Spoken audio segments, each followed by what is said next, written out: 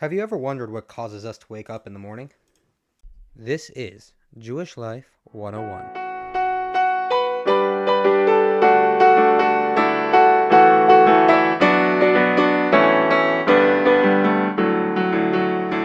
Welcome to Jewish Life 101, the podcast where we tackle any topic from a Jewish perspective, from the way that a Jew would look at it. Today's topic is waking up. This is the fifth part of our series about waking up. This is the second to last episode. Until now, we have brought a couple of explanations on the foundational sentence that Judaism says that we should say first thing in the morning every single day. Then we brought in a fifth explanation, which is a foundational explanation, and based off that, we started re-explaining the first four explanations. Today, we're holding the fourth and final explanation. Next episode, we will show how every one of these four explanations is not an independent and great way to look at this sentence, which is how we start off and the foundation for our day, but rather they're all one intertwined, connected explanation. Today we're dealing with the fourth and final explanation, which is the Kabbalistic explanation on this sentence of how to wake up every morning. We stated that the cause of us waking up every single morning is the connection between the two different levels spoken about, called Malchus, which means kingship, and Yesod, which means connection. I recommend that before listening to this episode, you look and listen to the previous four episodes, as they bring in some concepts we'll be explaining right now, such as first version of this explanation, the fifth explanation, which is a very foundational background to this explanation, to some points brought into it, and the other explanations where we brought in some concepts connected to that fifth explanation, which we are going to bring again today. Let's get started. These two levels, we didn't really properly explain them. All we said last time is that there's 4 different worlds. Each world has 10 levels. This is generally how Judaism explains how things work spiritually, that there are 4 worlds. The end of the 4th world is our physical world. And each world has 10 levels. The first of these 4 worlds is a lot of times not really referred as a world. It's still referred to as godliness because of how much it is connected to godliness and how it doesn't really have any form of an actual creation.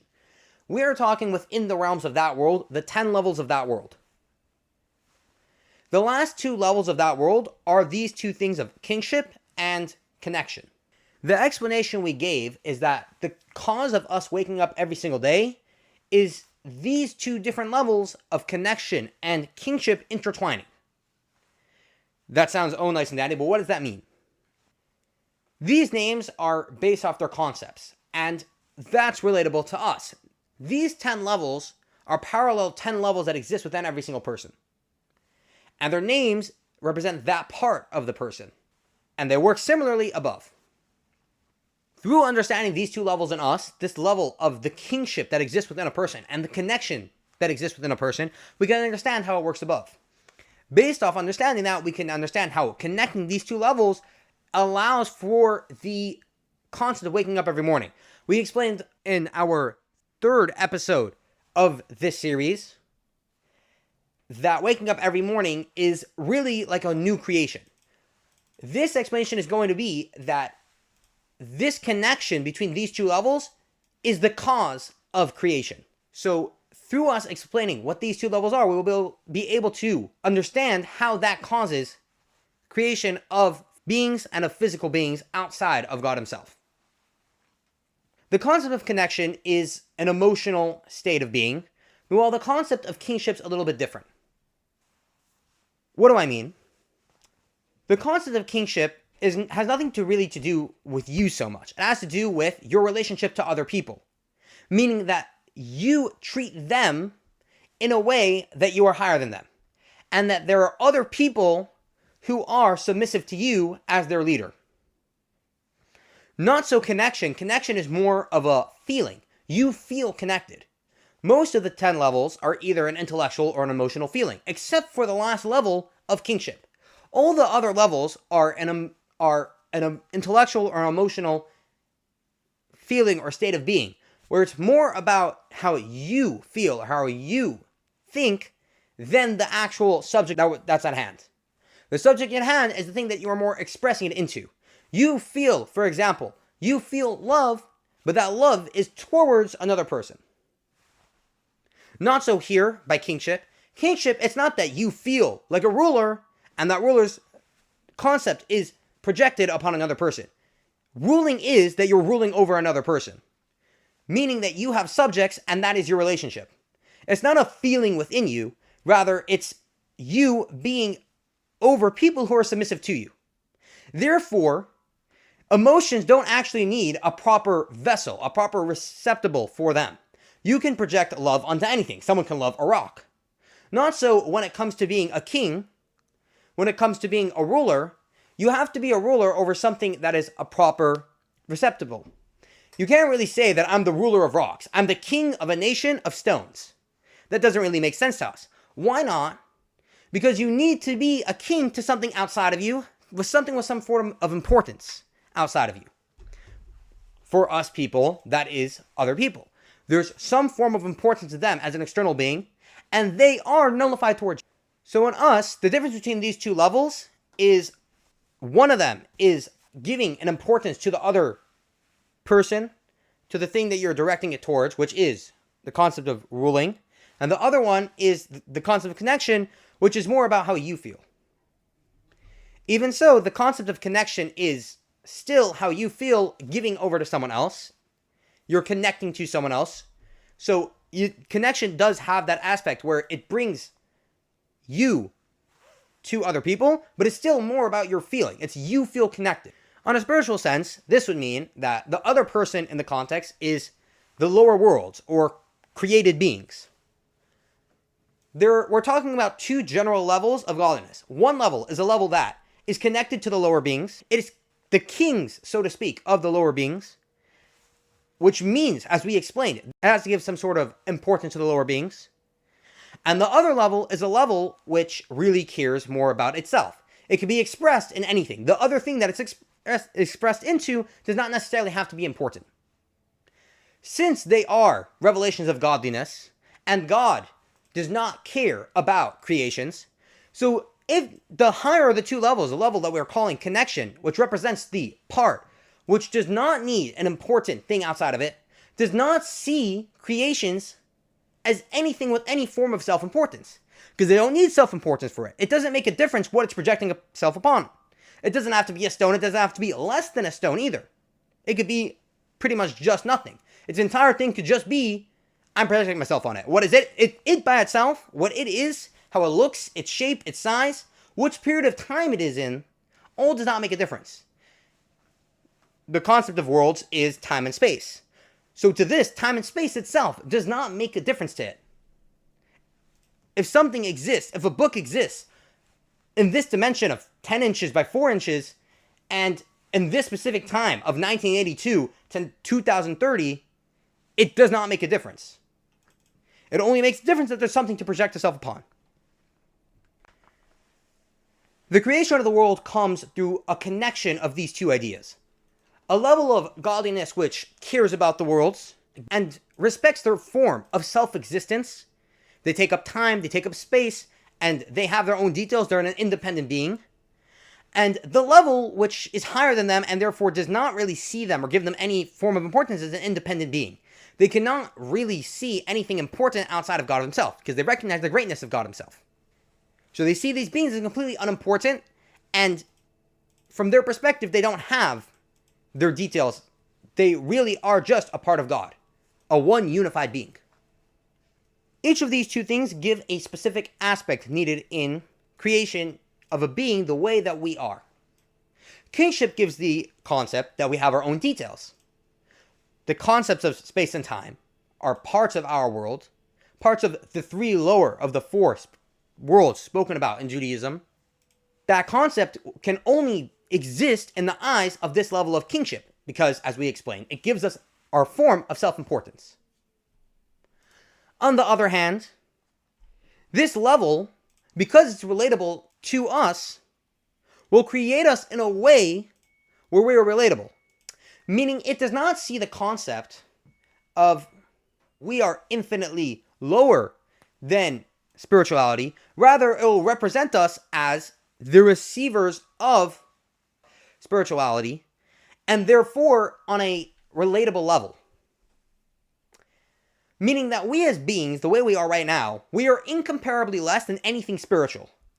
It cannot do that, because since it is relevant to the way that we are, meaning since it sees the difference between spirituality and physicality, because it has a relevance to spirituality and physicality, and therefore it sees the infinite difference between us and them, and not only that, between the higher level of godliness existing in the first of the four worlds and everything in the latter three of the four worlds, which is infinitely lower than it. Therefore, it cannot fathom how something can make something infinitely lower than it that it has nothing of that concept. I cannot take something and turn it into something which does not have that concept in it. I cannot take clay and make something wood. I have to take clay and make something that you can make clay out of, meaning something made out of clay. Over here, I cannot take something and make something infinitely lower than it, meaning that its concept does not exist in the previous thing. The higher of the two levels sees that it is infinitely higher than the lower thing. Therefore, it is able to give the lower beings the perspective, the way that we exist, that we are really infinitely lower than the thing that created us. Meaning, unlike how kingship would have created us, that we are relatable beings, like we said, that we need to be relatable in order for him to be our king. But we see that part, at least part of what created us, this part, which is connection, this part which created us, doesn't see us as a relatable being. We could see that we are infinitely lower than our source. And this difference between us and them, between our lower version of spirituality and physicality, and their higher version of spirituality, which is infinitely different, we get a level of God himself, which is higher than any form of limitation, higher than the limitation of being stuck to one of these two categories, and sees both of these categories as something completely unimportant, and therefore able to flip over from the first category to the second category. Meaning, if you were stuck in the first way where you're infinitely higher and better than the other thing, then you would be stuck in your way and not their way. For example, if you're infinite, which is the first way, you cannot therefore become finite. Not so, God himself is not stuck in the realms of infinite and finite. Both of those are a form of definition. God himself does not have a form of definition. Since he's higher than both the concept of infinite and finite, and both of them are unimportant, therefore he has the capability of flipping one into the other, because for him they are all the same. That is what we need from the higher of the two levels. The higher of the two levels, connection, is able to draw down that level of God himself. That's the point of connection, to draw down a revelation of godliness into the lower realms, which is both these concepts. Number one, the concept of God himself, which is higher than infinite and finite. And number two, the perspective of these higher levels, which we explained sees the lower worlds as completely unimportant and nothing, which we are able to recognize because it is put in this connection. So in short, there's two parts of the connection. There's the rulership aspect, which therefore allows us to be independent existence, and the connection aspect, which makes us be able to have a source which is infinitely higher than us, and recognize that our source is infinitely higher than us. We explained in each of these explanations, how they were re-explained, that this specifically comes from our fifth explanation. Our fifth explanation was that this foundational sentence we say every single morning comes from the deepest part of the soul, comes from the soul itself, which is one with God. Why does this explanation come specifically from there? For two reasons. And both of these reasons are connected to our previous reasons. The first of these two reasons is that since it's connected to God himself, we're able to recognize God himself within the process of creation.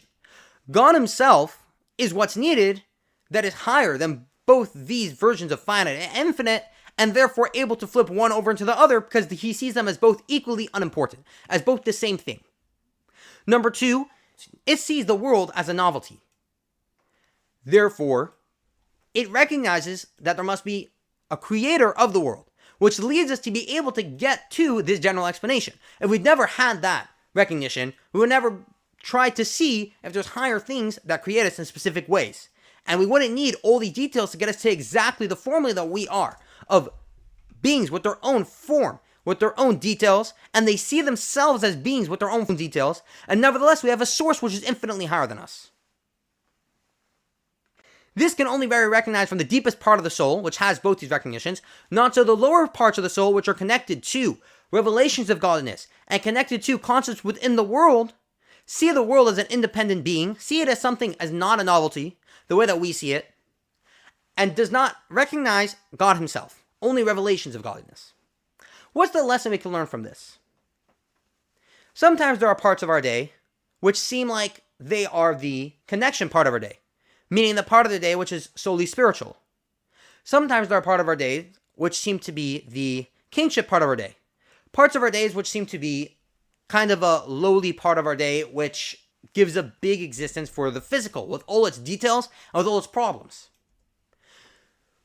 When we know this explanation, we can have a recognition that even in the parts of our day which seem to have our details as a real existence, but really in that itself, there is the part that created us which is higher than those details, which sees those details as nothing but a way to express itself, but a way to express godliness.